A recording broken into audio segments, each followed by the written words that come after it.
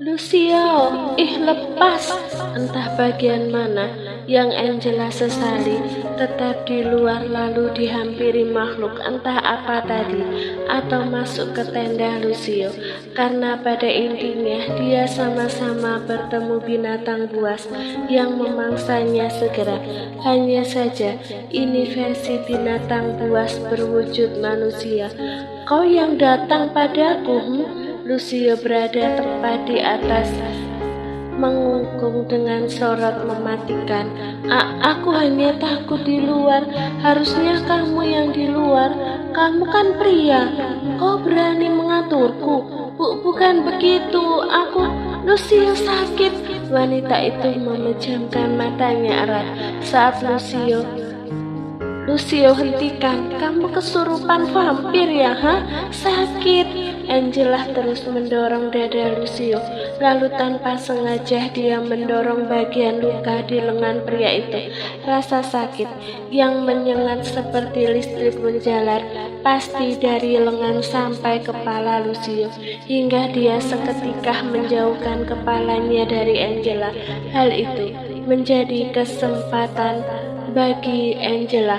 Dia semakin mendorong Lucio sampai pria itu hampir terguling ke samping, kemudian segera beranjak dan keluar dari tenda. Rasanya bebas sekali.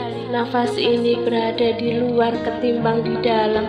Angela meraup oksigen sebanyak-banyaknya sembari berkacak pinggang. Angin malam seketika kembali menusuk kulitnya, tapi setidaknya angin itu mampu mengurangi rasa pedih pada leher yang baru saja digigit Lucio. Tangan Angela menyentuh samar bekas gigitan itu.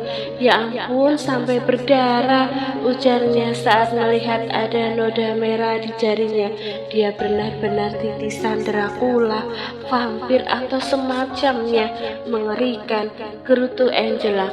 Dia menghela nafas panjangnya, lalu memilih kembali duduk di dekat api unggun yang masih menyala. Tumpukan daun kering yang sudah disiapkan oleh pengawal tadi akhirnya dijadikan tempat untuk tidur Angela.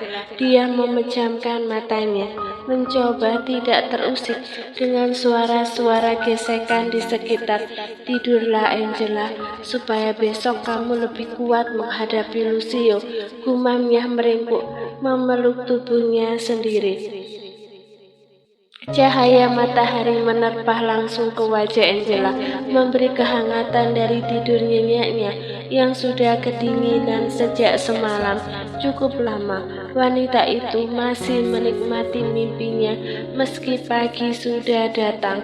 Sampai akhirnya dia terbangun oleh suara ledakan yang lumayan jauh tapi mampu membuat Angela terkesiap. Apa itu? Wanita itu langsung beranjak dari posisinya. Dia melihat segerombolan burung-burung pergi dari atas pohon-pohon di hutan sana. Biasanya burung akan terkejut saat bahaya mengintai karena dia tidak melihat Lucio atau dua pengawal. Dia pun berdiri lalu masuk ke dalam hutan. Di sisi lain, Lucio baru saja kehilangan satu pengawalnya. Mereka sedang masuk ke dalam hutan untuk mencari sesuatu yang bisa dimakan, sekaligus berniat menuju sungai untuk sekedar mengambil air minum juga membersihkan diri. Tak disangka, satu anak buah menginjak ranjau yang terpasang di sekitar mereka. Sepertinya bukan hanya kita yang ada di pulau ini, Tuan. Keduanya nampak waspada, mata mereka mengintai, telinga pun mencoba mendengar suara kecil di sekitar mereka apapun itu. Lucio dengan hati-hati berjalan ke arah ledakan tadi. Dia mengambil lempengan sisa ranjau yang meledakkan satu pengawalnya. Ini masih baru, ucap Lucio mengusap permukaan lempengan itu. Mereka sudah menguasai sebagian besar pulau ini, memasang ranjau untuk memastikan kalau tidak ada tamu tak diundang yang mengganggu mereka. Lanjutnya dengan mata elang, kembali memperhatikan sekitar. Tuan, saya kemarin melihat banyak sekali tanaman tembakau tanaman tembakau dan peyote di seberang sungai sebelah sana, ujar pengawal menunjuk ke seberang sungai yang tertutup pepohonan rindang. Lucio tentu tidak asing dengan dua jenis tanaman itu. Mereka yang memproduksi obat-obatan terlarang akan membutuhkan tanaman seperti itu. Saat begitu, tiba-tiba terdengar suara ranting yang diinjak, juga dedaunan kering. Semakin lama suara itu semakin mendekat, hingga Lucio dan pengawal mulai waspada. Lucio melihat di sampingnya ada ranting yang bisa dia jadikan tombak. Dia pun bersiap melempar tombak itu untuk menyerang penghuni hutan ini sebelum dia yang diserang. Ketika pergerakan di sana semakin terlihat, Lucio melayangkan tombak. Angela langsung berdiri kaku saat ada tombak menancap tepat di samping kakinya. Kenapa gemetaran? Takut mati? Lucio tersenyum miring dan berdeci. Sok-sokan bunuh diri dari pesawat. Pria itu berlagak tetap cool, seakan baru saja menguji nyali Angela. Padahal dia baru saja salah sasaran. Dia sangka musuh yang datang. Angela yang mendengar sindiran Lucio, dia merengut tak berkutik. Karena kamu datang, bantu dia membawa air ke tenda. Dengan entengnya Lucio hendak pergi melewati Angela. Tapi ketika Angela akan menyahut perkataan Lucio, dia melihat ada orang tak dikenal berada di seberang sungai dan mengacungkan pistol ke arah Lucio. Mata Angela langsung membelalak. Awas Lucio! Refleks wanita itu menarik tangan Lucio supaya ikut berjongkok. Benar saja, sebuah tembakan berhasil melepas peluru dari sarangnya. Hanya saja tidak tepat sasaran. Shit, umpat Lucio, lalu menarik Angela untuk bergerak pergi. Beberapa tembakan mulai dilayangkan ke mereka, tapi Lucio berhasil membawa Angela bersembunyi di balik pohon rindang. Lucio langsung menempelkan telunjuknya di bibir Angela yang mulai gemetaran. Wanita itu bersembunyi di antara pohon dan dada bidang Lucio, sementara netra tajam Lucio tertuju ke arah lain, yaitu memperhatikan pergerakan musuh. Kita dikepung, lirik Lucio ketika mendengar suara pergerakan dari depan, belakang, juga kanan dan kirinya. Tangan Angela langsung meremas kedua sisi kemeja Lucio. Dia benar-benar takut. Baru pernah ada di situasi seperti ini. Kamu masih ingin mati atau hidup? Tanya Lucio masih tanpa menatap Angela. Sikapnya tetap waspada. Angela sampai dari arah belakang. Wanita itu tak bisa terlihat. Angela ingin sekali memukul kepala Lucio. Sudah tahu dirinya gemetaran begini, masih ditanya ingin mati atau hidup. Mungkin seumur hidup Lucio akan membahas mengenai aksi bunuh dirinya di pesawat kemarin. Kalau mau meneruskan aksi bunuh dirimu, aku akan jadikan kamu umpan. Lanjut Lucio tanpa beban.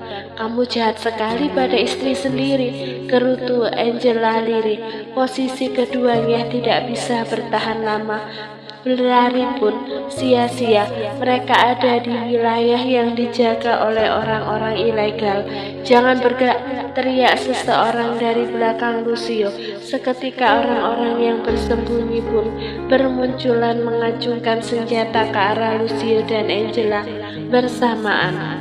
Lucio tak menyangka kalau dia berada di kawasan tersembunyi. Meski dia nampak patuh berjalan dengan tangan diikat ke belakang, tapi netranya cukup tajam, memperhatikan setiap jengkal jalan yang dia lewati. Dia melirik ke arah anak buahnya yang ikut diikat di samping kanan. Meski hanya 1 detik, keduanya paham di mana mereka sekarang. Cepat, jalan begitu saja lamban. Seorang anak buah musuh mendorong punggung Lucio. Tidakkah mereka tahu kalau pria yang mereka dorong itu bisa saja melenyapkan semuanya detik ini juga. Tapi Lucio memilih menurut. Dia ingin tahu di mana letak markas mereka. Sementara Angela, dia pun mengalami kondisi tak jauh beda. Dia terus berdoa semoga semua baik-baik saja. Aku hilaf Tuhan, aku tidak mau mati muda. Kasihan Erland, nanti dia sedih, bisiknya dalam hati. Setelah lama berjalan, mereka melewati semacam dermaga. Banyak kapal di sana, tapi yang paling menarik perhatian Lucio yaitu truk-truk yang baru datang. Mereka langsung mengangkut isi truk ke dalam kapal. Obat-obatan terlarang. Apa ketua mereka adalah gembong narkoboy? Lucio semakin penasaran hingga tibalah mereka di markas besar. Awalnya pulau ini tak berpenghuni. Rupanya ada bangunan besar dengan tembok kokoh di sekeliling. Mereka mendorong ketiga tawanan itu hingga Angela lah yang tersungkur ke atas tanah kering.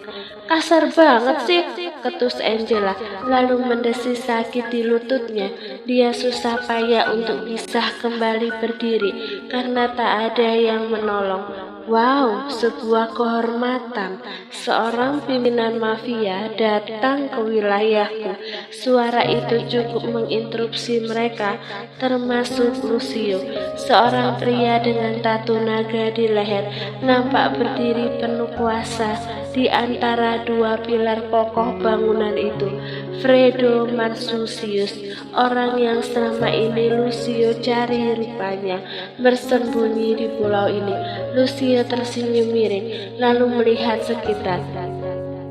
Terlihat meremehkan membuat tangan Fredo yang sedang melipat ke belakang jadi mengepal erat. Kalian lepaskan ikatan pria itu, titah Fredo. Dia tentu tahu kalau Lucio tidak membawa senjata apapun, anak buah pun tidak. Hanya ada dua orang tak berdaya di samping kanan dan kiri Lucio. Jadi ini tempat tikus bersembunyi. Lucio dengan santai berucap sembari membiarkan anak buah Fredo melepas ikatan tangannya.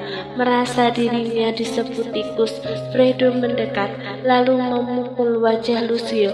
Tapi Lucio sama sekali tak melawan. Dia justru bergerak ke kursi kekuasaan yang ada di tengah halaman, kemudian duduk di sana. Ini kursimu, Fredo. Sebaiknya besok kamu ganti dengan kayu yang lebih kokoh lagi dan nyaman. Aku justru merasa sedang duduk di kursi tukang kebun ketimbang seorang pemimpin klan mengerikan di Amerika. Fredo mencoba menetralkan emosinya. Dia tahu kalau Lucio hanya sedang memancing emosinya. Fredo tak meladeni perkataan Lucio. Dia justru menoleh ke arah Angela yang berdiri tidak jauh dari sisi kanannya. Wow, kamu membawa wanitamu juga ke pulau ini. Apa kalian sedang bermain terbang-terbangan dengan parasut lalu nyangkut di pulau ini? Fredo mengintari. Tubuh Angela memberi sorot penuh arti. Oke, dia berhenti saat ingat sesuatu. Kamu percaya karma, Lucio? Tanya Fredo. Lucio menoleh hingga sorot tajam keduanya saling beradu. Kamu waktu itu membawa kakakku Vito, kemudian menjadikan calon istriku Rosabella Agatha sebagai budak keinginanmu. Fredo menggerakkan giginya saat mengatakan kalimat terakhir. Lucio masih nampak tenang, duduk di sana, memperhatikan Fredo yang berulang kali menetralkan emosi diri sendiri. Lalu sekarang Tuhan memberikanmu padaku. Bonus juga wanitamu ikut kamu bawa. Bukankah ini terlihat adil? Kau akan membusuk di penjaraku, sedangkan wanitamu yang akan menemani tidurku setiap hari. Fredo melebarkan senyum iblisnya, tapi rupanya jawaban Lucio di luar ekspektasi Fredo. Wanitaku, Lucio memiringkan senyumannya. Mana mungkin aku sudi menyentuh tubuh tak berbentuk sepertinya. What the... Angela mengumpat dalam hati. Apa dia bilang tak berbentuk? Apa dia lupa sudah memakaiku berulang kali, bahkan sampai pingsan? Aku pun tak sudi kalau lagi-lagi minta disentuh. Sorot mata Angela cukup tajam, tapi Lucio tak merespon apapun. Dia hanya pelayan yang ikut terdampar karena pesawat jet pribadiku mengalami kerusakan. Lanjut Lucio. Fredo kini memperhatikan wajah Angela, kemudian turun sampai ke kaki. Semua yang dia lihat nampak mulus. Karena penasaran, tangannya mulai berani kemudian mengusap pipi Angela dengan punggung jemarinya. Sontak Angela memalingkan wajahnya supaya Fredo menghentikannya. Jangan sentuh aku, sentak Angela ketika Fredo masih maju untuk menyentuh kulit halus itu. Fredo justru tertawa dan mundur satu langkah, memperhatikan postur tubuh Angela. Mana ada pelayan berani membentak. Juga kamu terlalu cantik untuk dijadikan pelayan. Kata-kata sekaligus tawa Fredo justru membuat Angela semakin takut. Dia menoleh ke arah Lucio, berharap pria itu bisa bertindak. Tetapi lelaki yang berstatus suaminya justru masih duduk nampak tak acuh. Apa kamu kekurangan pelayan? Sampai terlalu mengagumi pelayanku itu? Tanya Lucio melihat ke sisi kanannya. Sejauh ini memang dia tidak melihat ada wanita di sini, hanya anak buah yang berjaga. Kalau iya, artinya aku boleh membawa pelayanmu itu. Senyuman Fredo sungguh menjijikkan. Ingin rasanya Angela meludah di wajah itu, jauh lebih menjijikkan dibanding Lucio. Tidak, mereka sama saja. Angela membenci para mafia. Apa aku bisa mengatakan tidak, sedangkan aku terkepung seperti ini? Lucio justru menyilangkan kakinya, santai dan tetap duduk penuh kuasa. Oke, aku jadi ingin bermain sekarang. Ikut aku. Fredo menarik lengan Angela. Seketika wanita itu memberontak, mencoba mengerem langkahnya yang dipaksa itu. Lepaskan! Kamu mau apa, sialan? Mau apa? Bagaimana kalau kita bermain di sini? Fredo mendorong Angela hingga wanita itu tersungkur di depan Lucio. Kau yakin, Lucio? Atau kita bergantian saja di sini? Fredo terus memperhatikan ekspresi Lucio, sebab dia tak percaya kalau wanita secantik Angela hanyalah pelayan bagi Lucio. Tapi kenyataan yang Fredo lihat justru Lucio nampak tak peduli sama sekali. Aku tidak menginginkannya, jawab Lucio datar. Fredo nampak begitu senang, dia segera saja menyobek baju. Dasar pria menjijikkan, cuy. Angela begitu berani meludahi wajah Fredo. Hal itu justru memancing emosi Fredo. Sialan, pelayan sepertimu harus diberi pelajaran.